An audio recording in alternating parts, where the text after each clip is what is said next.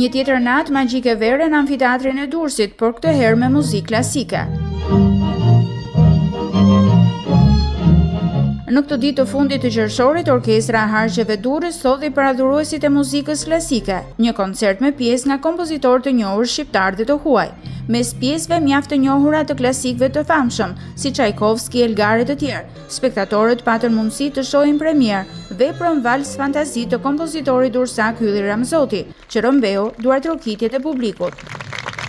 Sot në amfiteatrin e Durrësit kemi një mbrëmje klasike me orkestrën e Harqeve, një mbrëmje ku janë të ndërthurura periudhat kohore, duke filluar që nga periudha klasike me klasikët botëror, Çajkovsk, Elgar dhe deri tek bashkohorët Bernstein. Kemi një repertor larmishëm, duke filluar nga muzika filmit, repertori klasik me Çajkovskin,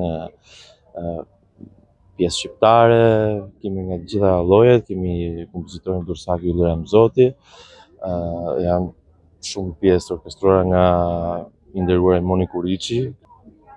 Është një kënaqësi e madhe për mua që sonte Orkestra e Harqeve të Aleksandër Mojsiu të Durrësit do të luajë një pjesë premier, kimen, e cila quhet Vals Fantazi.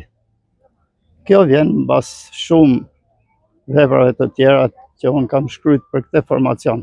Ndjehem si në shtëpi edhe për më tepër jam shumë e lumtur që sot do të performoj me pjesë shqiptare, Kënga Arbëreshe, e cila për më tepër është orkestruar nga Moni Kuriçi. Megjithse janë krijuar për të ekzekutuar në ambiente të mbyllura, interpretimi i këtij repertori në skenën e hapur të amfiteatrit antik dhe në ndritën e hënës dhe yjeve në qiell, krijoi të këtë pranishmit një atmosferë magjike që vetëm tingujt e muzikës së mirë dinë ta krijojnë.